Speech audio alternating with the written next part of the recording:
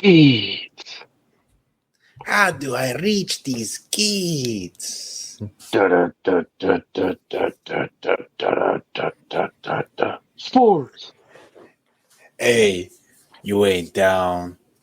Hey, these fools. These fools. Welcome, everybody, to an episode of Cave Sports. It is yours truly, Abra, and I am joined here with Feel the Burn, and I am Proper. We're going to bring some big, huge NFL news to you that broke earlier today. We're also going to recap the fights from the weekend, including the big one from Garcia versus Tank. And we're going to obviously talk a little about our favorite, wrestling, WWE, and maybe a little AEW action in there for you. So without further ado, welcome, guys. How's it going? Not bad, man. What's up, everybody? Another Tuesday. Another Tuesday, right? Well, it's a beautiful day. Beautiful day to talk. Well, now it's night here, so day. Let's talk some sports. So obviously, let's just get right into it. Big news of the day. Mm-hmm. Aaron Rodgers. He's now a Jet. Mm-hmm. So, I think everyone saw it coming. We knew it was going to happen. It was just a matter of when, not if. And it happened. It's done. It's over. I don't know the details of the trade, what they got, what Packers got, the financial aspects of the contract. I don't know anything about that. But the Jets are now a contender in the AFC East, right? Are they, though? Yeah, I believe so. Oh, yeah. Yes. I believe so. They're a contender. I wouldn't say they'll win the division because it's still competitive with the Bills. Dolphins on the come up as well. But they're a contender. So those are my 2 cents. Maybe I gave you a nickel there, but feel the burn. Tell me what you think. Damn, that was nice. I like that. 2 cents nickel. Man. Dude, so this is something that was rumored for quite some time now. It's probably the worst kept secret in the NFL. I definitely think this makes the Jets one of the top 5 teams in the AFC. They have a legit shot at the Super Bowl this year, in my opinion. Something we've been talking about with the Jets all season long was it seemed like having that void at quarterback was the only thing holding them back. We saw some signs with Zach Wilson last year, but not enough to really convince, the general consensus that they were true contenders. Aaron Rodgers definitely has some left in the tank. I would say probably has 2, maybe 3 years left in there. The ability to escape the pocket, make a smart throw. They still got the deep ball, loaded there in the chamber. You add him with, Watson? And I think they brought in Lazard, which is a familiar weapon. They're talking to Randall Cobb, I believe. And they also got Breece Hall, who was hurt last year at running back. And a top 5 defense in the whole league. This is a big-time move. It screams of the exact void that they needed to fill to get over the hump and truly become a top contender in the AFC. The Packers, on the other hand, had a pretty decent haul, all things considered. They get to swap first. I think they get a second next year that becomes a first if he plays 60 or 65% of snaps or games next year. Which, if they're going to be successful, you give that first round no matter what. You don't even think about it. You gladly hand that over. Yeah, dude, this is a monstrous move. I think this is even bigger than when Favre went from Green Bay to the Jets, to be honest with you. So big time move from the Jets. Finally making some noise. Knicks are making noise in New York, dude. Things are looking up over there, huh? I'm Proper?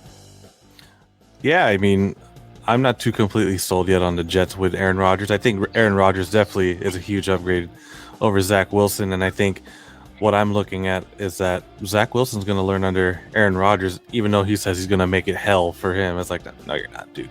Aaron Rodgers is going to make that hell for you. But I also see that everyone's talking about the Jets, but Green Bay definitely, I think they did pretty well with that trade, because now they got all these picks where they can build around Love, and now we get to see if Love is really their future quarterback, and that's just something that a lot of Green Bay fans have been waiting to see, because Aaron Rodgers, I mean, this whole Jets thing was not, I wouldn't call it necessarily a secret. He was talking about it. He was open about it. He wants to be traded there. So it's just a matter of when. And so I guess Green Bay finally got a deal done that worked in their favor, and here they are. And so I actually want to see how the Green Bay fans feel about, this building around Jordan Love. We know what Aaron Rodgers can do, and like you said, he's probably got 2 or 3 years left if he's healthy. But I do see a solid 2 years, but then after that, after giving up all those picks, it's like, are the Jets in the hole after this? Because because I remember when Denver was supposed to get Aaron Rodgers, I was kind of down for that, but then I was pretty down for that. But then you put the age into account, and that's just. But last season, Aaron Rodgers played decent. It wasn't his best year, but he showed he could still play. But maybe that's because he's tired of Green Bay. He doesn't want to be there anymore. I would have taken last year's Aaron Rodgers over last year's Russell Wilson. Oh, most definitely. Really? Most definitely. Me too. Yeah, but I mean, it's good to see the Jets with something. And like you said, New York, the city of New York, they got the Knicks, working on something. And now the Jets. It's fun to see teams that have been, on the bottom of the list for so long finally getting some recognition, because the league was dominated by the fucking Patriots for the longest time, and it's about time we see some new teams coming up, and that's just what I'm excited to see. Yeah. I remember back then we always dreaded watching the Colts versus the Patriots. Oh my god, the AFC Championship. It was like, here we go again. AFC division. I was like, yeah, dude, here we go. Yeah. See, you knew instantly right away when I said that. Colts were. See, and with this move, like now you get Jets, you get Bills, you get Chiefs, you get Bengals. Like there's a lot of different options there that I think you can make an argument for all 4 of those teams. Sprinkling maybe some Chargers love in there as a long shot. They got weapons. They got Herbert, and then you got Jimmy G in Oakland. They were a playoff team. They're a couple plays away from beating that Bengals team a couple years ago. Yeah, maybe they might make some noise. AFC, man, I'm excited for this. I'm really, really excited for this. Yeah.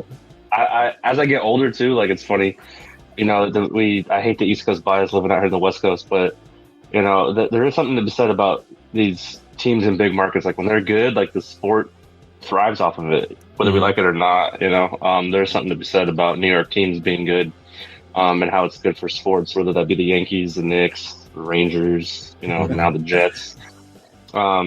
Unfortunately, the Giants, when they were on top, that didn't really, that was like a duck fart, almost like a fart in church, with Eli Manning there. But yeah, this is going to be fun. I think they had one primetime game last year. Schedule hasn't been released yet. I'm fairly certain they're about to have quite a bit more primetime games this year. Yeah. Okay. Now, before we kind of like move on from Aaron Rodgers and talk a little more football, what do you guys think? Early prediction. Where are the Jets placing? Second. Top. Yeah, that's the highest it'll be. Probably realistically, I'll say third. Yeah, I think third or second is realistic. I mean, there's no way they're going to beat the Bills. Who do you have? You have them above the Dolphins, or are the Dolphins above them? Oh, good question. No, Bills. Okay, if they play second, Bills number one, Jets, and then number one in division. Yeah. Correct. Yeah, but if they place third, I agree with that. Or last, obviously the still the Bills number one, Dolphins. So Jets or Patriots, and then Jets or Patriots. Patriots are going to be last because we love to see it. Ooh, I think Patriots are going to end up finishing third in that division. I think Dolphins are going to finish last next year for this rivalry. No love for Tua. No love for Tua. No, Tua. No love for Tua. I've had too much of my fill with that one. On the flip side, though, where does this leave the NFC North? Does this, maybe give some leeway to maybe some Lion love, maybe some Bears? The Packers finish last in that division. Is it still the Vikings doing? What do you guys think?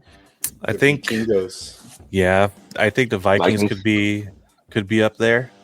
I think Green Bay slides down pretty far, like third or fourth, to be honest. But against the Lions, who knows? The Lions could take that fourth place, but I want to see the Lions do better. And I just you're kind of rooting for these teams because us when we're growing up in high school, Lions were always the worst team. You kind of just want to root for the underdogs now. And the Green Bay's had their time, and they've always been such a great team. It'd be nice to see the Lions up there. Lions will be missing some players though they're suspended. Dude. Oh yes, that is true. Which is another good point. Impact last year though. None of those guys really made a difference last year. Jameson Williams a little bit at the end. But what's cool about this kind of thing? So when you have a powerhouse, and I think we really saw it in the AFC East recently, and kind of in the AFC North too. But like when you have this powerhouse that is winning your division every year, and they get like a little, dent or crack in the armor, the rest of the division kind of like smells that, and they're like, okay, maybe this is our time to make some moves. This is our time to like really put some chips in, and really put our nuts on the table.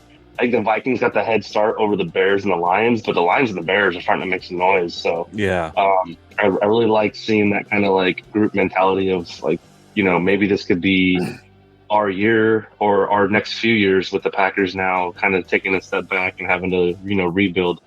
I think it's going to make the division super fun. All those games I expect to be pretty competitive next year. Now, if you're a Green Bay fan, are you upset about this trade? I think you're less upset about this than you were about Brett, to be honest with you. That's and I think point. It's because I think that's a good point. I think Aaron's demeanor and his shtick, if you will, was getting tiresome on the fan base. I think if Brett didn't happen, like if that never went out that way, I think then this would have hurt the fan base more. But since they already kind of went through it already with Brett, it kind of softened the blow. But I definitely feel like they both won the same amount of championships for the franchise. They both were consistent for over a decade plus. But I think the Brett one hurt them more than Aaron. But I think Aaron's is more impactful because I don't think Love is anywhere close to where Rodgers was when Brett left as like the backup. No way, yeah. So this is definitely a big rebuild. Do you see them drafting a quarterback? No. No. They're convinced. They convinced themselves that Love is the guy. Whether he is or not, it's left to be seen. They're gonna give him every opportunity to show it. I do think that they're gonna surround him with better pieces, or making a point to surround him with better pieces. Yeah, I mean, with all those picks, you have to. You have all those picks to get. Sorry, go ahead. No, I said, with all those picks, you have to. You have to surround them with some talent. They got decent picks out of that, so now it's really can the front office put something together for him. Yeah, it's going to be very interesting to see how they surround Love with pieces because they never really did it with Rodgers, in my opinion. They kind of just let him ball out and overcome whatever roster construction that they failed to do. Like they never drafted a receiver in the first round the whole time he was there, which is wild to me. Yeah. Granted, they were picking very late, but still, there were a couple of receivers that were around for them that they could have picked that would have been some game-changing receivers. Yeah. But I think that's going to change this year. We'll see what happens. Forgot to add, Jets also got Mecole Hardman. So that'd be a great. I'm telling you, right, dude, Rodgers is going to have a career renaissance year this year. It's going to be amazing to watch. Honestly, I really do think so. These are the best weapons he's had in years. So, he's just going up against really tough. He made it happen one time with there's Randall huge Cobb, potential. Jordy Nelson. The AFC is loaded though, so that's where it's like I'm not willing to put a stamp on like they're going to win a championship this year.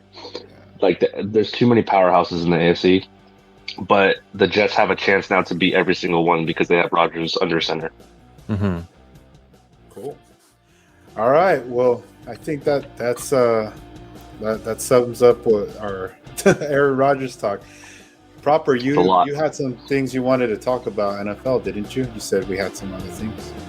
Yeah, I mean, like just the draft, just some early speculation on what we can expect. I mean, obviously, right here we have the draft order up on the screen. The Bears with the number 1 pick. Now, I'm not very like familiar with college football because I don't really watch it. So I want to know from you guys, where do you guys see landing number 1? Obviously, it's the bigger names, but I was never like a big proponent on like, oh, number 1's always going to be the best, you know, because it's always turned out time and time again the first pick busted, you know. So who do you think the Bears are taking with the first pick? So, little update to this one. The Bears actually traded their pick to Carolina. Oh, yeah. Okay. Yeah, there you go. Yeah, so I don't think Carolina trades up if they aren't taking a quarterback. Personally, I think it's safe to say that, like, from everything that we've seen, quarterbacks are like the most polarizing in college. So, like, that should be what we know the most about. I think that with Carolina trading up, they're going to be taking a quarterback. So I think the consensus right now is C.J. Stroud from Ohio State. No, that's actually my opinion. I think C.J. Stroud's the best quarterback in this draft. Bryce Young might be the number 1 overall pick from Alabama. But there's some rumblings of Will Levis coming in to possibly steal that thunder and become the number 1 overall pick in Carolina. I think this is a good crop of quarterbacks overall. I don't think there's a lot of separation between them. My actual most intriguing quarterback in this draft is Hendon Hooker from Tennessee. He's coming off injury. I think he had an injury late in the season, torn ACL, I believe. But he had a lot of tools that the modern NFL schemes tend to favor. He's a big dude, big arm, mobility. I think he's going to go later than the top quarterbacks because of his injury history. I think that's going to be a guy that's going to make a big difference. But in terms of who the top pick, I think it's going to be Bryce Young from Bama. Don't go with the Bama quarterback, guys. We've seen it time and time again. Jalen Hurts is one guy. Yeah, he just got paid. He went to the Super Bowl. But where did he come from before? Exactly. I don't know, man. Ohio State and Bama, top 2 colleges in the nation. Their quarterbacks. Yes. So don't. Right. Look at Tua. Look at where's some other guys from before? AJ McCarron, I think. From Alabama. Where? Oh, okay. Exactly. It was Alabama. Trey Smith. Was that his name? Troy Smith, Ohio State. Troy Smith. Yeah. Troy Smith. Dude, I forgot about that. I used to remember. Who was the other guy? Drafted. I was like, oh, Troy Smith, and there was I think he won a Super Bowl though with Baltimore. There was another quarterback who was with Ohio State and turning to a receiver. Dang it, he played for Cincinnati or something. That was a failed. I think all those guys were ahead of their time. The league wasn't really committed to move a quarterback. Was it Pryor? I think it was Pryor. He was a Raider too, no? He went to the Raiders. He went around. Mm-hmm. He bounced around. But yeah, so the league back then wasn't really as invested into this kind of mobile quarterback. Those guys were ahead of their time. Yeah, college was way ahead of the NFL with it, and now you're seeing it all over the place. So, yeah. No, Bryce Young, no. Maybe Richardson. I mean, here we go with Bama and Ohio State again. C.J. Stroud and Bryce Young. Not taking anything away. These are talented, great young men, but it's just the patterns are there, man. And there was a lot that I saw from Stroud, and there's the highlights that you watch. Whenever you watch highlights, it's always the best things that they do. Of course, but CJ Stroud in the college football semifinal against Georgia, he won me over in the same way that I thought. Pre allegations. Deshaun Watson won me over when he was in college at Clemson. He was just making plays, making good decisions, stepping up when he needed to in a big game situation with all the bright lights on him. Like Stroud made some made some great plays in that college football semifinal against Georgia. Even though they didn't win, I guess that was more so on the kicker than anything, and the defense too. But Stroud was, to me, the biggest reason because they lost Marvin Harrison Jr. in that game, and when they had him in, Stroud and Harrison were connecting, and they were destroying Georgia. And then once Harrison went out, that changed the whole game, and Stroud had to do a lot more on his own with his feet, escape the pocket, escape that nasty rush from Georgia, and he did a lot in that game that won me over. I know his size isn't all that great, but I think Stroud's going to be the best quarterback in this draft, personally. I hope he goes to Indy. Zach Kuiper. Zach Kuiper Jr. Hey, but so you guys being Broncos fans, what do you think Seattle's going to do with your guys' pick that you used to have? Fuck, what does Seattle need? Just fucking what you guys think. You know what? No, I mean that's our pick, and I would be like, fuck, we need a quarterback. Now we can't get it. I just want to point out in this draft, like, there's a couple teams in this top 10 that like raise my eyebrows. Specifically, Seattle is one of them, and also, or actually three of them: Detroit and Philly. Those are like three borderline playoff teams that have top 10 picks. Yeah. What kind of impact do you think those players can have on those kinds of teams? You know, when they were so close to playing either, you know, I mean, Philadelphia was in the gosh darn Super Bowl. Like, what kind of impact do you think those rookies can have? I think I wouldn't say impact, but I think they have a great opportunity to learn from like a top team from the get go. You know what I mean? As far as impact, I mean, you look at Philly; they have a solid team as is. It's not like they really need any big significant changes, unless there's anything that I'm not aware of as far as like players that have players. I know they still have AJ Brown, right? And who else? I think Philly, yeah. I think they were trying to trade for someone. Was it Derrick Henry? Like that's the rumor. I think they were trying to. I think this actually gives them some wiggle room to pick up like a Bijan Robinson if they wanted to, like the running back from Texas.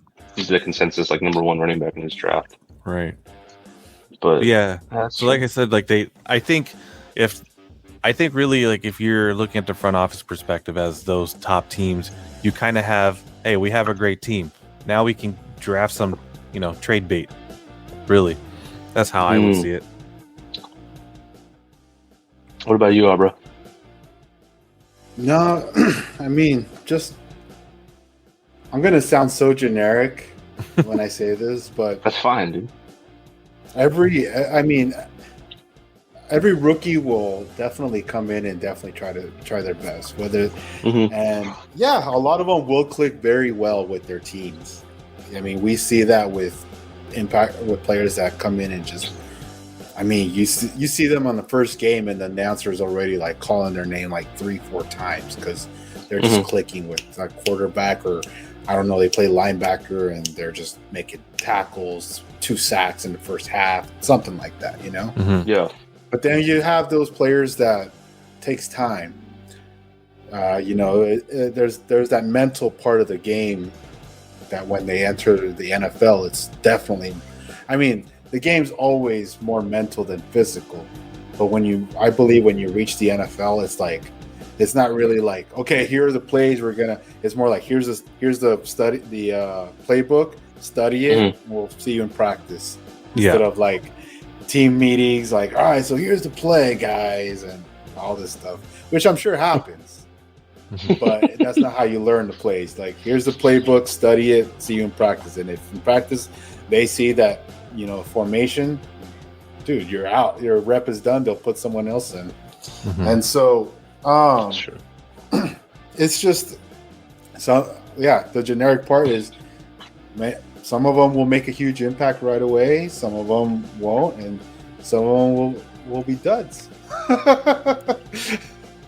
Yeah. That's pretty safe to say. Yeah. I like it though, but it's honest. I mean, it's true though, man. It's honest. Like it's really hard to tell at the end of the day. Like we don't know, you know, who is going to bust out. We don't know that. We just go based on what we feel and what we see. Obviously, in highlights, it's always the best plays, but it's always the best of these guys. But yeah, we don't really know until they play the game, until they get in there and actually get in game situations with the lights on them, and then to see if they ball out or not. If they rise to the occasion. Mm-hmm. But I do think that these guys that are going to get drafted high to the playoff teams, I think it gives them a little bit of advantage because they get to play more freely because they're surrounded by other great players that have already been there. So to me, I think it's very advantageous for those rookies to go in those spots. Whereas you get a guy that has to go to a team that stinks, and they gotta they're like the saviors. They're like it's on them to make this team great again. Huge expectations, and some with some dudes it works, and with some it clearly does not. Jamarcus Russell. So yeah. Oh my! Damn, took shots at Jamarcus. Sorry, Jamarcus. But I mean, it's true. He's a Cave fan. He's like, God damn it. I know. Sorry. God, that really hurt me. I thought he was going to be so good. Yeah. What about Lamar Jackson, though? You guys, the Ravens signed Odell. Do you think that's enough to keep him? Ooh. All right. I'm going to make a bold prediction. Okay. No, didn't they sign him already? They kept Lamar already. Did they really? His contract. Yeah. I thought that was rumored.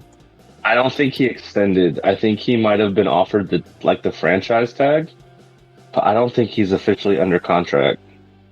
So because I thought I read a contract that they made a deal with him after not the Jalen Hurts, the Odell. No, not the Odell. The other quarterback. Who's the other quarterback that got the extension? Oh, Hurts. It was Jalen Hurts. Hurts just got an extension, yeah.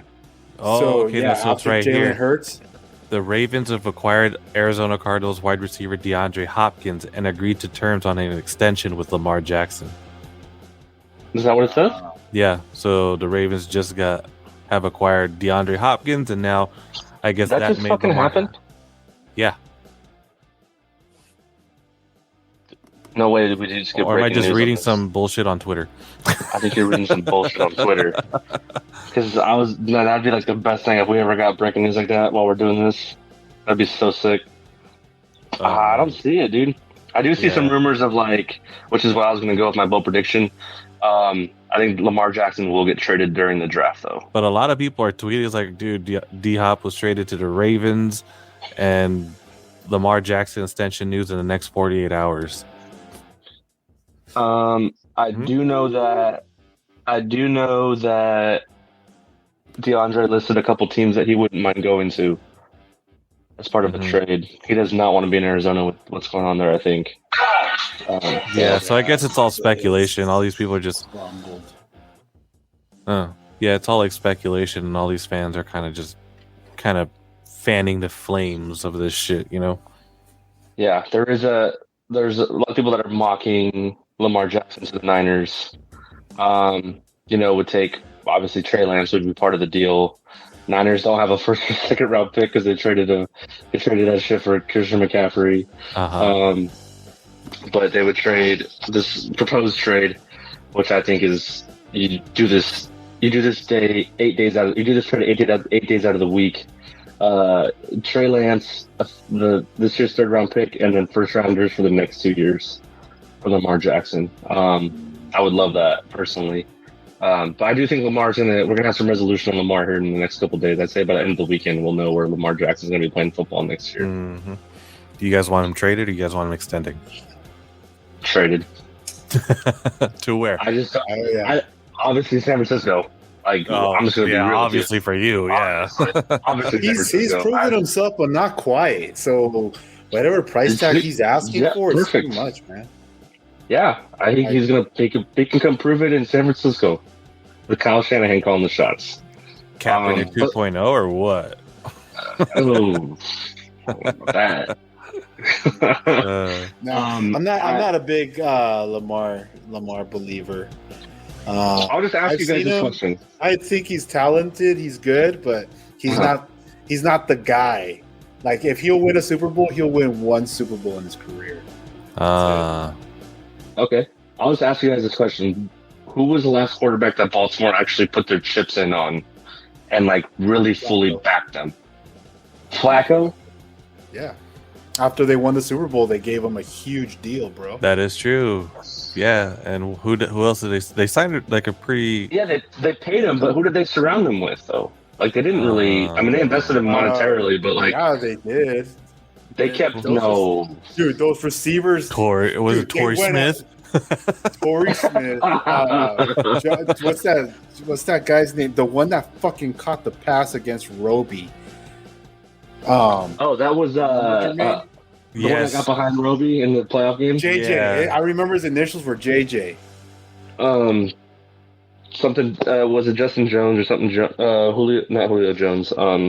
He's the one that returned the kickoff against the Niners in the Super Bowl. Jacoby Jones. Yeah, Jacoby. But those guys aren't like top premier wide receivers. They in turn went into the defense. They always draft their defense in the line. They don't really invest. They don't invest in the quarterback and running back. Yeah, because Flacco was on one. I don't know, bro. Like that year, they were just balling, man. Yeah, and they're not the top tier. They weren't the top tier quarterbacks, but they surrounded Flacco with what he needed, and they got it done. They gave him a fullback. Hold on, they surrounded him with what he needed, but not what he wanted. Like, he probably could have used a couple different playmakers. He got it done once. Fine, whatever, Super Bowl. They had Rice. All I'm saying is when you think of Baltimore Ravens, you don't think of quarterback and running back. You know? You think of... It almost said Ray Rice. Yeah, Ray Elevator Rice. Jamal Lewis. So what do you mean? Oh, my God. Jamal Lewis wasn't even there. Never mind. All right, listen. Willis McGahee? No, Willis McGahee is already gone. I swear to God, if you guys say fucking Anquan Bolden, I'm going to lose my shit. Anquan Bolden. Anquan Bolden got shipped out so they could pay Flacco. Anquan Bolden was with the Niners in the Super Bowl against Flacco. Yeah. But my point is, like, when you think of Baltimore football, you don't think of quarterback or running back. Like, you think of defense. You think of Ray Lewis, Ed Reed. You think of nasty fucking defenses that are going to knock your teeth in for 60 minutes. I don't feel like they're a team... like historically, that buys into the quarterback position long term. Flacco was the exception. He won him a Super Bowl. Damn it. Yeah, he did. Yeah, because Trent Dilfer, I mean, come on, you can't. Dilfer, I barely knew her. Dilfer. I don't know how that was a straight up defensive Super Bowl championship. And my point. That's exactly my point. And you can make an argument that was the same kind of performance that the Ravens used to win their most recent Super Bowl. There was offense involved. Ed Reed and his fucking deer antler spray, man. Dude, because you know what? I just won't forget the double overtime match against the Broncos with Peyton and Peyton Manning. Like, I know. We should have Denver and San Francisco. That's what I was looking forward to. Dude, and we would have won that match. No, stop it. Yes, we would. Get out of here. Get out of here. But we can't talk about what could have been, right? So yeah, right. Right. Yeah. The Broncos won the Super Bowl in the Niners' house, Super Bowl 50. So congrats, way to go, guys. Nice. All right, great NFL talk. Let's move forward with NBA. We got some NBA news. I don't know, Jack, anything about NBA, so I'm gonna leave this up to our experts, Proper and Zach. Well, Zach, go ahead, take the lead, because I mean, I haven't really been watching NBA as much anymore, but obviously the playoffs are here. The Suns they fucking ended the series tonight, didn't they? They were 3-1 series. They sure did. So Clippers got that clip. Yeah, and then who else we got next coming up? On the graphic here, we got Miami and the Bucks. Holy shit, Miami's up 3-1? Yes, they are. They play tomorrow. If Miami wins, they knock out the Bucks. Yeah, so, and then New York. Damn, I was going for Cleveland on that one. Cleveland. Concrete jungle where dreams are made of, baby. Yeah. I mean, so looking at this, like, there hasn't been really any competition in these playoffs. Like everything's been kind of like one-sided. Just looking at this, except for Sacramento Golden State, that's a great fucking series. That's the one and that's what we talked about. That's what we talked about last episode. Yeah, with Francis, that's a great series to watch. Everything else hasn't been so like competitive, in my opinion, because I watched the Phoenix Clippers one, and that was it seemed like there was some promise in it, but typical Clippers, they just deflated. And now we got Memphis Lakers. Look, Dylan, why the hell did you run your mouth? Because now you're going home. Poke the bear. Yeah. So a couple things. Suns advance. Nuggets also advance tonight. Those two need to be. They were updated after we got this graphic. Hawks also had a narrow victory against the Celtics. That series is 3-2 going back to Atlanta, which should be interesting on Thursday night. Yeah, Thursday night. So we got Knicks have a chance to close out tomorrow on the road in Cleveland. Lakers have a chance to close out tomorrow in Memphis. The Heat have a chance to close out tomorrow in Milwaukee. And then the main event tomorrow night, like we've been talking about, Warriors Kings, the NorCal Brawl. That series is tied up at 2-2. That game is probably going to be the best game tomorrow. But yeah, so Knicks have completely taken over that series against Cleveland. I would have to say I don't think they're gonna. I think it's gonna go back to, you know what? Fuck it. It's gonna go back to Madison Square Garden. Knicks in 6, like I said on the last show. I think Lakers are gonna close it out in Memphis. That game 4, like I said, was gonna be the most important game of the series. Game 3. Freaking demolished them. It was 35-9 after the first quarter. And they just coasted the rest of the way. Shout out to the Lakers. I figured they would come out big for game 3 just to put a statement. Between Dylan Brooks poking the bear, and the Lakers having their first home playoff game since they got ousted by the Suns. But I don't think that was a full capacity game now that I think about it. I think we talked about it last time. This is their first actual home full playoff game in the LeBron era, and they showed out for the fans. In game 4, very back and forth game, narrow victory for the Lakers. And it took some key contributors that were unexpected to win that game, just like game 1. I think Memphis is just completely defeated right now. They'll have a little bit of a hometown energy, but if the Lakers can get hot and take the crowd out of it, it's going to be hard for them to really get back into the game. With a lot of the Grizzlies ducking the post game interviews, that just is a telling sign to me that they're checked out. They could prove me wrong tomorrow and show up and be dominant at home like they've been all season. I think the Lakers handed them their 7th loss out of the whole year in Memphis in game 1. So we'll see how they respond for some home cooking. Heat and Bucks is really weird. I still don't. Miami. I was surprised to see that 3-1. Yeah, Miami has a commanding lead in terms of the series, but I don't know. I just feel like the Bucks are still I think they got Giannis back, or he's going to be back. So that changes that series. I will say if Miami upsets Milwaukee, we need to start putting some respect on Eric Spoelstra's name, in terms of all-time great coaches. That would be a massive statement for his resume. Warriors Kings. You can flip a coin on that one, to be honest with you. I think Celtics will close it out. But Warriors Kings with De'Aaron Fox's fractured index finger, is it over for the Kings now? What do you think? I think the momentum is definitely in Golden State's favor, but the X factor in this series is home cooking. Sacramento's going to bring the noise tomorrow. I think this young team is going to thrive off of it. Like I said, it's still going to be a coin flip.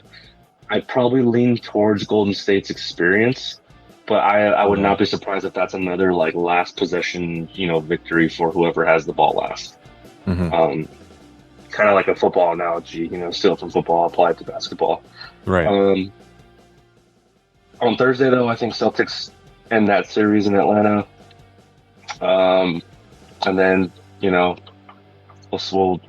go from there. But Playoffs have been fun to watch. There's been some really good basketball games all around. The scores don't reflect a lot of these games, in my opinion, from what I've seen. There's been a lot of games that have been close through, like, 2.5, 3 quarters of, like, pretty good, solid basketball. And then just the better team with the better roster pulls away in, like, the late third and then carries it into the fourth. But, like, for the most part, these games have been fun to watch altogether. So, I'm excited to keep watching these playoffs. Playoff basketball is hella fun, dude. It's always fun. Always. Yeah, it's nice to see that Philly advanced, swept them. Right here for AI. Yeah. So practice. Practice. You want to talk about practice? Danny knows that. Yeah. Yeah. They played really good defense too in that series. Held the Nets to under 100 a couple times. Muted, Danny. Shout out to the Sixers. Not a game. Practice. We're talking Playoffs? Playoffs? You kidding me? They are who we thought they were. They are. I want winners. Cool. Well, nice. Glad to hear the update about the NBA playoffs. Who do you guys have winning the championship? Lakers. The Flakers? I'm a homer. I can't. That's what it is, guys. Right? You have the Broncos win the Super Bowl, right? Every year. even when we had football, baby. Trevor Siemian. Yeah. Even with Brock Assweiler. Even when you had fucking Jake Plummer. I remember you guys chirping. Hey. Jake Plummer did some shit, though. Hey, we had 1 year we could have won the Super Bowl with him. 2005. Check the snake, baby. But then we lost the Steelers. Yeah, Steelers. Yeah. Steelers stole that Antoine. Super Bowl. Antoine Randall throwing passes in the Super Bowl that year against the Seahawks. I remember that shit. So much conspiracy in that game. But anyways, cool. Jermaine, did you mention who you thought was going to win? The Bulls, right? Yeah, we're maybe in like next year. I kind of had Milwaukee, but just looking at what they're doing right now, I was like, what the fuck is going on? So Milwaukee, more like Milwaukee. Yeah, right. I think Golden State you can't count them out. Those guys, they might be tied in the series against the Kings, but I could still see the Warriors taking a championship again. Gross. I would hate that. Cool. But it would be cool for like legacy and like when you look back on it, like, oh yeah, that was a dynasty. So cool to watch them. No, but I also know it's boring in the time though. If we're gonna just talk like just just a fan watching basketball, like I wouldn't be surprised too if the Lakers can do it, because wouldn't that be something? They're in a position where they could surprise everyone and just say we fucking all the Laker haters, including myself, would be like, holy shit, they fucking pulled it off, and that'd be cool. Right, wouldn't that be special? That'd be storybook shit right there, wouldn't it? Yeah, it would definitely be. It'd be like Vince McMahon talking about LeBron. He was special. Yeah, he was special. I would have to. I think we would all, as Laker Nation would send a thank you basket to Dylan Brooks for poking the bear and reignited LeBron's fire. Let's just talk about how stupid Dylan Brooks is. Man, I mean, I feel like it's common sense at this point. Like, regular season, go ahead and chirp and everything, but playoffs, like, you got to stay locked in. Like, you can't be doing shit like that. Like, that's why I think like with like Sabonis and Draymond, like, because it was even keel, it like canceled each other out. But if it would have been one like more egregious than the other, like that would have gave motivation and built some more material for the other team. But like that's kind of canceling out. Dylan Brooks just fucked himself over, man. I think like that was just the wrong time for that. Yeah, someone on Twitter was like, "Hey, I'm not going to say anything, but Dylan Brooks did hold LeBron under 40 points." I was like, "Under 40 points." Yeah, well, but he had 20 and then 20, so combining the two games afterwards makes 40. Yeah, so he got his 40. Do math. All I would thanks, dude. All I would say is if you're going to talk smack, wait till you have like a commanding series lead, not like even it up at home when you're supposed to be like the best home team in basketball. You know what I'm saying? He learned that lesson. God. Dang, dude. Dylan right, Brooks. Shout out Dylan Brooks. All right, DB. Cool. All right, let's talk a little bit of wrestling. Let's do it. WWE made an interesting Triple H, aka Paul, aka Hunter. In case you guys have seen that clip, Hunter, I made the move. Anyways, made an announcement promotion last night on Raw. And he introduced a brand new heavyweight championship belt, which I liked. It's pretty cool. It's got that inspiration from the old WCW heavyweight. That is a nice belt. Eventually became the world heavyweight in WWE, but it has it kind of looks like it, but it gave it obviously like a new twist to it, which is pretty cool. And honestly, I was hanging out with Jerizy today, and I told him, I'm like, dude, I like it, and he's not a fan of it. I don't think he was a big. He's gonna like it if Roman Reigns has it on him. He's like, exactly. Jesus he did Christ. say that. Watch, Roman Reigns comes and has all 3 belts. I'm like, nah, bro. Does he think he has? What the fuck?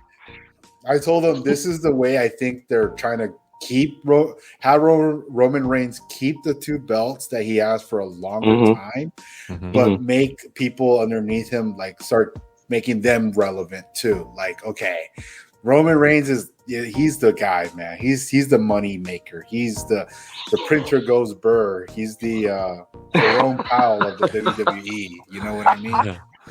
This one just Gucci us right now. Damn, attaboy, Danny. Burr. Love that shit. For the culture, baby. And so that's Roman Reigns. But obviously, you got to bring in. I mean, there's Cody Rhodes right now trying to get that push for the championship. But this, like, let's just say this belt had been around for like a year, and then Cody comes in. This would be the perfect time for him to go for the heavyweight championship. Roman's still the man. But okay, Cody's coming up. I got the belt. Now I'm the contender for, let's say, the Universal or whatever. So that's how I see it. And I think it's a great move. I think so, honestly. I think so. Now, if they were planning on having Roman give up the belts soon, I don't think this would have came up. So I'll say this about the belt. When I first saw it, I was out celebrating my daughter's birthday last night, so I caught Raw later. When I first saw it, did not like it. I didn't get to see how it looked on on TV.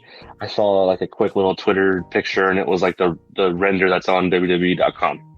It looked like kind of like a knockoff of the AEW Championship. A little bit of IWGP in there. I couldn't really tell that it had more of an influence of the big gold belt until I saw it later on. It's growing on me for sure. I think the globe and the WWE logo are a little too big. But I like that they introduced the concept of them bringing this into wrestling. I mean, into the WWE is big because for a few years now, I've been wanting them to do a more strict brand split. I liked in the Ruthless Aggression era when you had like Raw and SmackDown felt like 2 different shows. You know, they had 2 different rosters. Those superstars were only on those rosters every week. They didn't interpromote each other until like WrestleMania season. And then that would create those big WrestleMania matches like HBK versus Angle, which to me is one of my favorite matches I've ever seen. It also created some stuff like you were able to do the Battle of the Billionaires. You're able to do, Umaga versus Lashley with Trump and McMahon in each corner. You're also able to do Goldberg versus Lesnar because of it. So this is a huge win because I hope that they really use this as motivation. And Triple H said it in his announcement that whatever show Roman's drafted to, he's going to stay there. So having this new title introduced gives a heavyweight championship for whatever show that he is not on. That will be defended more often, obviously, and it keeps Roman's historic run alive. And I think there's no real end in sight for that, which is both good and bad. But the title itself is growing on me for sure. It's not my favorite. It has a lot of like the new Intercontinental title feel to it, so I hope they kind of repackage that title. Maybe go for the classic IC like Razor Ramon. Bring back the white belt that Cody had. Before he left. Hey yo, that he introduced, like that white Intercontinental title strap is pretty sick. But in terms of what this title means to the company, like this is a big deal. I think it's a nice belt. On what you said though, I will add on. I do think the AEW heavyweight belt is the best looking belt ever in all promotions right now. I disagree, but it is nice. Yeah, yeah, it's very nice. And MJF did a wonderful job with the Burberry. Oh yeah. Triple B. Yeah, but proper. What were you saying? I mean, I don't really watch any wrestling nowadays, but the last one I watched was WrestleMania, and I thought that was fun to watch. I was like, wow, WrestleMania is fucking huge now, Bro, so it's crazy. It's cool, and it's cool that you got to experience that shit live. Yeah, that shit was wild, dude. Yeah, but I like the belt. I don't think it looks bad. I think it's great. I think the last good belt that I saw that I thought was really cool that changed it up was the spinner belt that John Cena had. I thought that was pretty dope. Did not expect you to say that. Really? Knowing you, like I did not think you were gonna hop off the top rope with that one. I thought it was cool. The just something new because I don't know if you guys were, because when I was young, like I would look into those wrestling magazines you'd find at the grocery store, and always on the back page you'd be able to order a wrestling belt. Remember, like the authentic fan belt. So I would always dream of like buying one of those belts, and I would settle for the soft foam ones you get at like Walmart or something. But so I think as a wrestling fan, bro. Yeah. And I think as a wrestling fan, the belts are always something you look at. I think it's nice. It has that sense of like, it has a classic look to it. Yeah. It reminds me of that all gold belt that The Rock had for the longest time. And it's not a bad belt. I don't know. Like, was it like diamonds on the side right there? Like, I don't know.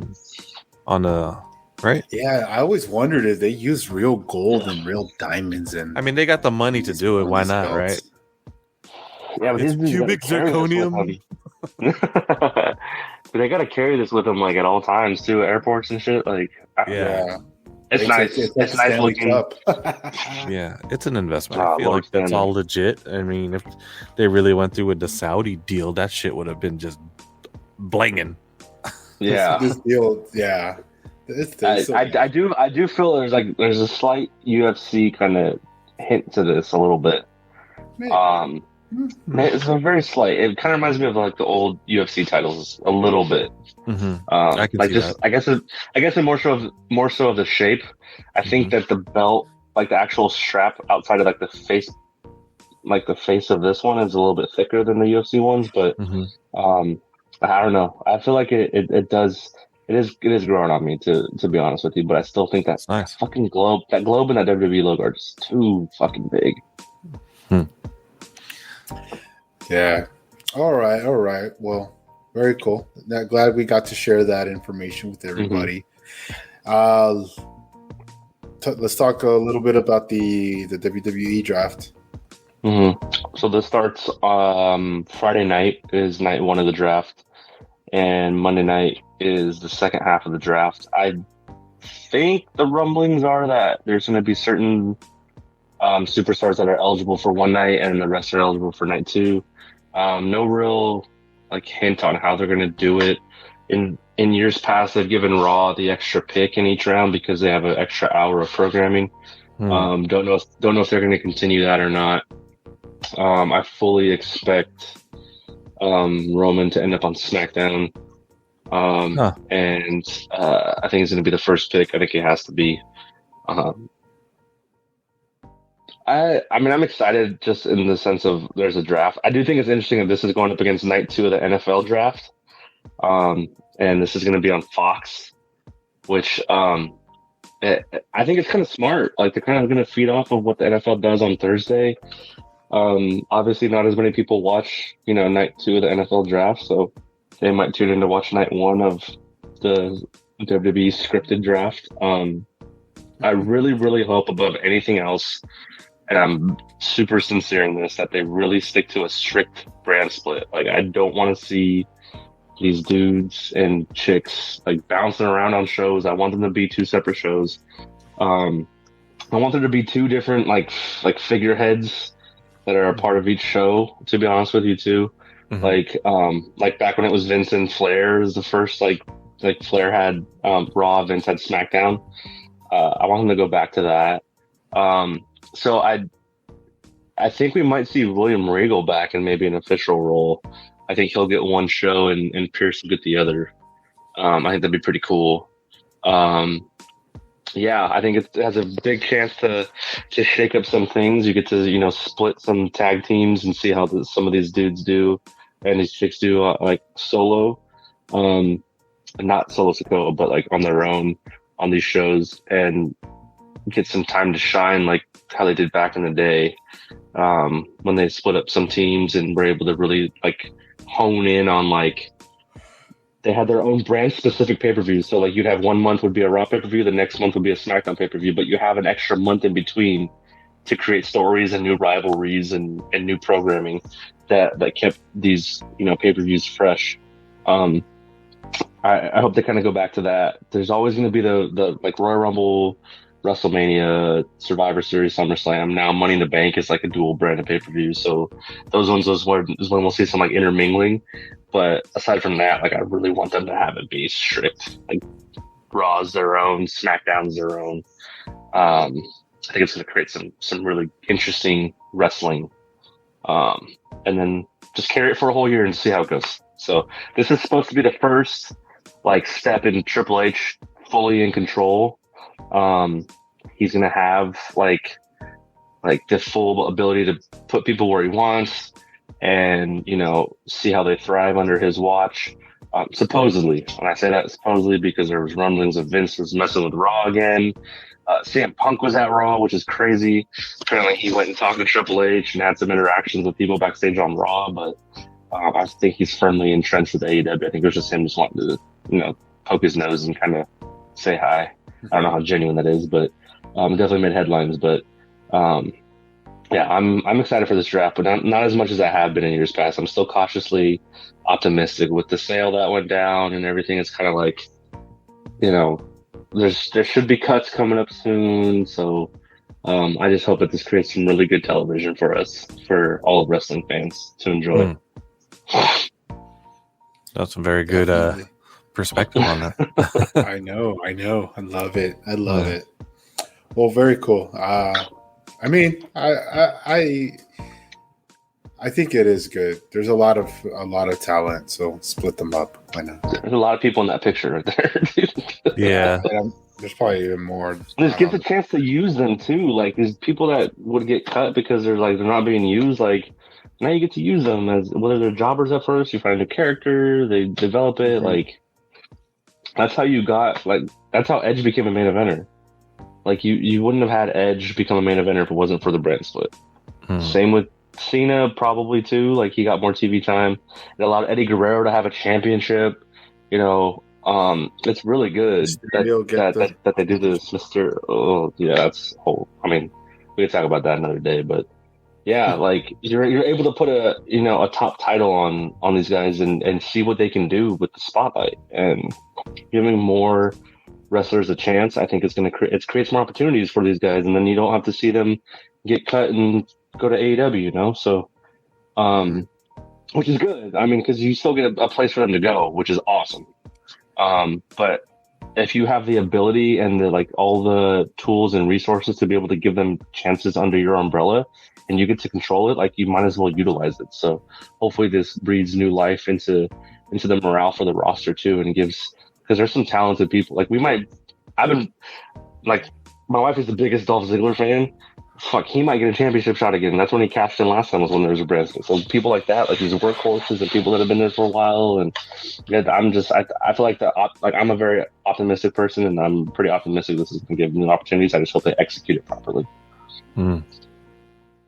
Well, it seems like Triple H doing the right thing, so I have a good good feeling that they will. He is the fucking game, JR. Let's move on. Let's move on from scripted fighting to real fighting. Let's talk. Ooh, ouch. Let's talk. It's still real to me, damn it. Boxing match from this past weekend where it was Tank versus Garcia.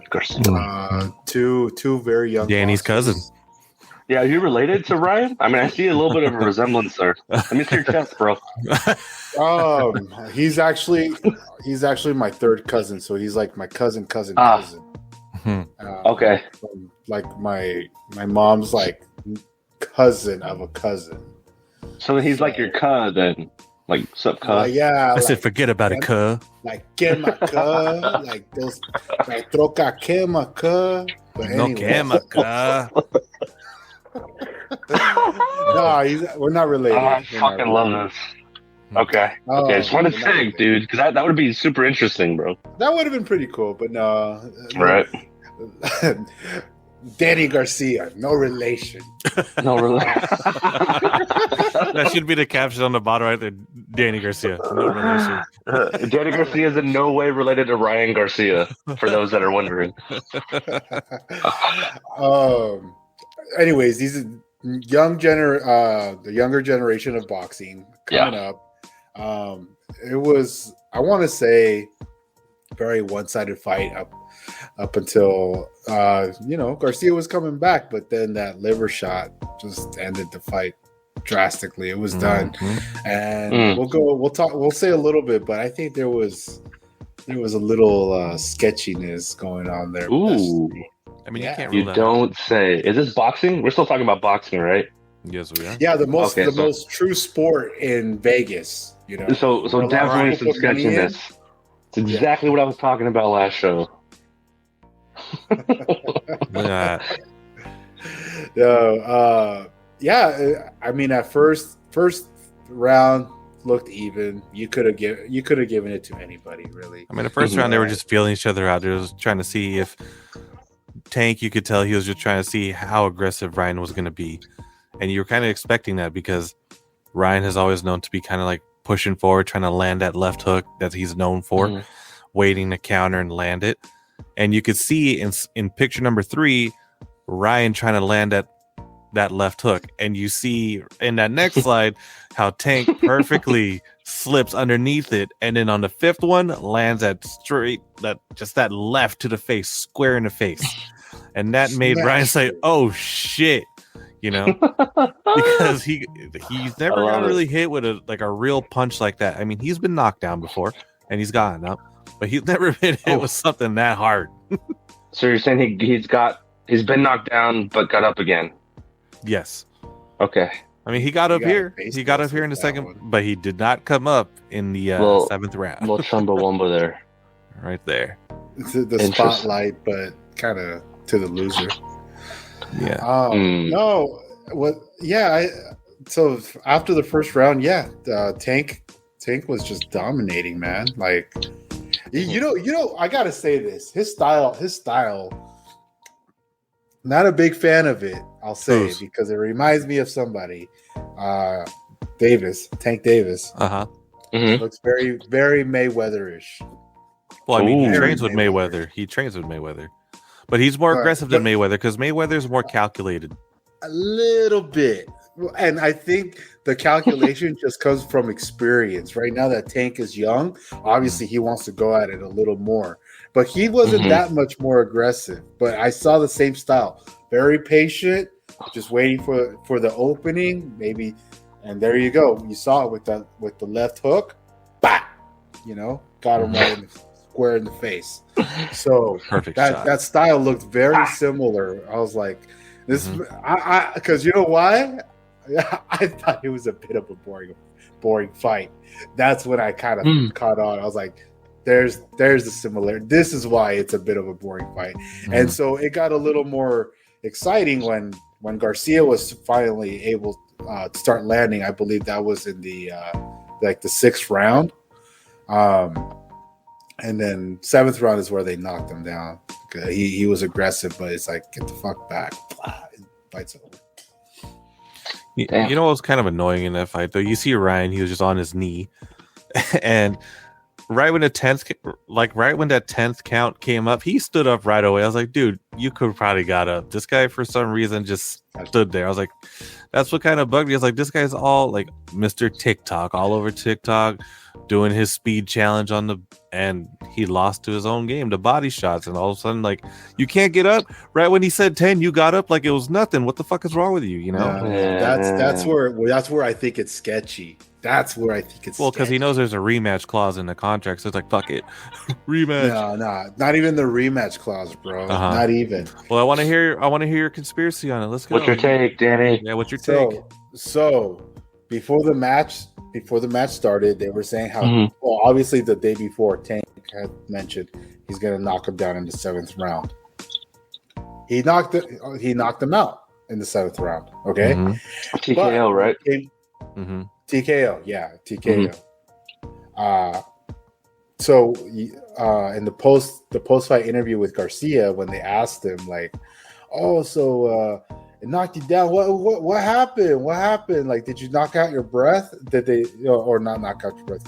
Did you get your breath knocked out?" And they're like, he's like, "I don't want to say, but yeah, I got my wind knocked out of me. You know, yeah." It just kept going. That's when it hit me. I'm like, this motherfucker in the 7th. And they even asked him too. Could you have gotten back up? He's like, yeah, I could have gotten, but chose not to. I think just being safe and that other. I don't know if he said the safe part, but I know when they asked him, can you get back up? He said he could have. And do you think? Hold on. Do you think that like it could have been just the effects of getting hit like that? A liver shot is crazy, man. It's not protected by the rib cage. I'm not a boxer, right? I'm not a fighter. Yeah. But I don't know, like getting your shit hit like that, like with that impact, like I don't know, like what would that do to like your senses? Like would you just kind of like freak out or what? Yeah, I mean, I've never been hit in the liver, but just watching fights, you kind of learn that when you get hit in the liver, you gotta know, like, there's nothing protecting it. Your rib cage is not down there it's exposed. Yeah. So you get hit there, and the first thing that goes is just like it's kind of a delayed reaction. That's why you saw it hurts initially, and that's why you saw Ryan Garcia kind of just trying to stand up and stay. But slowly, you see his body seizing, and he's like, "Fuck!" His body's trying to recover from that shot. So he took that knee, and his body just wasn't there. His body was trying to recuperate from that impact, and it's like it's pretty much putting your body in shock, let's just say, and he's like trying to catch his breath at the same time. So that's pretty much why a liver shot is a lot of fighters tend to try and go for that shot because they know it's going to put you down. But that's why they always say keep your elbow down, to keep that protected. But it was just a perfectly timed shot from Tank. It was, a lot of like casual fans like, what kind of shot was that, dude? It was a perfectly timed shot because you have such a small window to land that fucking liver shot, and he did it right on the spot. Probably wasn't even aiming at it, dude. It just happened. That's too.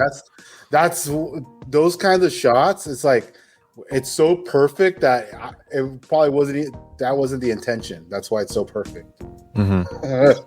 Yeah, I just want to say this is my favorite thing about like boxing and like fighting is like oh, how didn't you just protect? It's like, dude, like you ever been in a fight before? Like, yeah, holy shit! Like I just put myself in like Ryan Garcia's shoes. I probably would have stayed down too. Like fuck, yeah, that hurts. Sure, I would have died. Yeah, but I mean, I think it was disappointing for him to just keep that knee down. Is because he hyped it up. He's like, I'm gonna fuck this guy up. I'm gonna, he had so much to prove because there's so much hype around him, and he's got a great record. He's known to just knock out people like nothing, and that's what he always posting on his TikTok is knockouts. And all of a sudden, this is what you gave us on the biggest fight of your career to kind of elevate your career. You take a knee in the 7th when it clearly, like, even when he got up at that 10th count, he didn't even struggle. Like, the ref didn't even help him. He just got up. He's like, all right, I'm up. It's like, come on, dude. What the fuck was that? Like, I got beat out. It's very possible. We know boxing is not a necessarily clean sport. I mean, nothing with money involved is very necessarily a clean sport, let's just say. but I don't think. I don't think fucking Ryan Garcia really had the heart in that fight. That's why I think he tried to come in with that left hook, and even his trainer was telling us like they know the left hook's coming. They've been practicing because every time he tried to throw it, they were blocking it. And after that, he was just, you could tell by Ryan, he's like, I don't know what the fuck to do. So he's just, it's just, he didn't have a game plan to adjust. And I think his trainer kind of like set him up for failure too, by just saying like, hey, they know you're throwing the left hook. Okay. So tell them what the fuck to do then, but it's just one of those things. He had that opportunity, like I said, to elevate that career. And we all see him as like, nah, you're just a TikTok star. That's TikTok. Yeah. But not It's fair taking to say. anything away from that record. That's a good record. I mean, I probably wouldn't be able to do what he did, but still, when you're going to definitely call out the big names like this, you better show up. And he took a knee. Did this fight save boxing? I wouldn't say it saved boxing per se. I think it did generate a lot more interest of people who want to watch and see what it's all about. But the thing that's killing the sport really is just the judges and the scoring and all of that. That's what's killing the sport. I mean, like I said, like on the last sports we did, Zach, we talked about Triple G and how that was like, I had the first fight. I had the first fight with Triple G winning, and the second fight was more Canelo. There was no draw in that series. It's I feel like the first fight we were robbed, and that was kind of like when a lot of people were pissed off. It's like the judges screwed this shit over again, and not even just those fights, but it's always like big fights where we see a lot of fucking weird decisions and scores. And that's what's really, I mean, you could have marquee matchups, you can have the biggest fights, but if the judges can be paid off like that, let's just say, that's what everyone believes. Ooh, spicy. It's that's what's killing the sport. Interesting. Yeah, no, with all the hype around this fight, to me, it felt like a letdown. The lead up to it was awesome. It had a big fight feel, but like just how it played out just kind of felt like a letdown, which sucks. But I feel like that's like just the majority of these big time fights nowadays with boxing. Sometimes with UFC too. But like I think there's something to be said, like when the undercard is better than the main event, like that happens a lot more frequently in like boxing and MMA than it does, in other sports. Like a football, I mean, I guess you could say sometimes like the championship game, like the conference championships are better than the Super Bowl and Stanley Cup finals and all that. Yeah, like there's a lot to I guess relate to that too. But I that's why I personally have an issue with like headlines that are like, oh, the fight to save boxing. It's like, I mean, we've had a bunch of those like in the past 10, 15, 20 years. Like boxing's still relevant. Like I don't know what the desperation is that like we need to have these egregious headlines that say stuff like this. Like just be like, this is another solid, like super hype boxing fight and you should watch. Like not like this is gonna save boxing. Like, I'm gonna watch either way. It's a big fight. Yeah. 2 undefeated fighters with over 20 wins. Like hell yeah, sign me up. Yeah, it's just an easy marketing ploy because everyone, like a lot of boxing fans have said, boxing is a dying sport. It's dying, and so obviously the marketing came into play. It's like, oh, let's just tell them this is gonna save boxing, so we can get these people back on watching it. And people are like, oh, okay, I'm a boxing fan. I want to see if this saves boxing. And when you watch it, like you said, like. I wasn't surprised by what happened in the fight, and it was kind of a letdown because, we thought there'd be more from Ryan. I was kind of expecting him to put up more of a fight. But at the end of the day, it's what we all expected. At least I did, and the majority expected that Tank was going to win.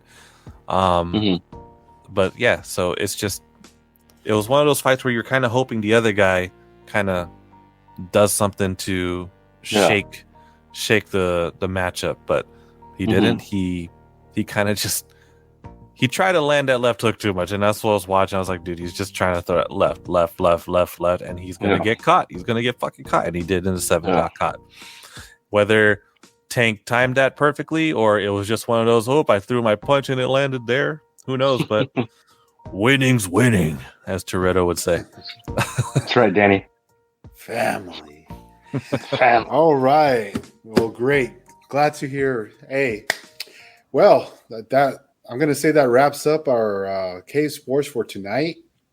We went into depth, talked Aaron Rodgers, the big trade going to the Jets, talked NFL draft, the NBA playoffs, the little bit of wrestling with the new heavyweight championship belt in WWE, and also recapped the big boxing match from the weekend. That was Tank Davis and Ryan Garcia. Hey, we got a lot. We talked about a lot here in this past hour and 15. So I just want to say thank you guys. Feel the burn. Thank you, Proper, for coming by. Thank you, everyone out there that dropped by, scoped us out, gave us a listen. To those of you that don't know, check us out, cave.com, K4V3.com, if you want to hear our podcast that we have with various guests. We also have an Instagram. There you go, Cave. We also have our Instagram for sports. It's K4V3 _ 5P0RT5, which is attaboy, nailed it. Yeah. So buy some K merch Sports there. Get some merch. It's just so soft. We got promotions going on. So yeah, check us out, guys. We also have a YouTube, TikTok, Twitter. We're all over. You just gotta Google us. We're on Spotify, Apple Music, Apple Music. We don't know where to find us. You ain't looking. Yeah. Have we got our OnlyFans yet, or Not Danny, yet. you're spearheading that, right? Okay. All right. Cool. You and the Garcia boys. That's the premium content. I call We it Brian. talk sports naked. All right. Well, cool, everybody. Thanks, everybody, for tuning in. Thank you, too, for coming and joining me tonight. It's been a pleasure. Until next time, see you guys. Later, guys. Easy. Thanks for coming. Sports. Deportes. Cave. Deportes. The Ocho. That's better than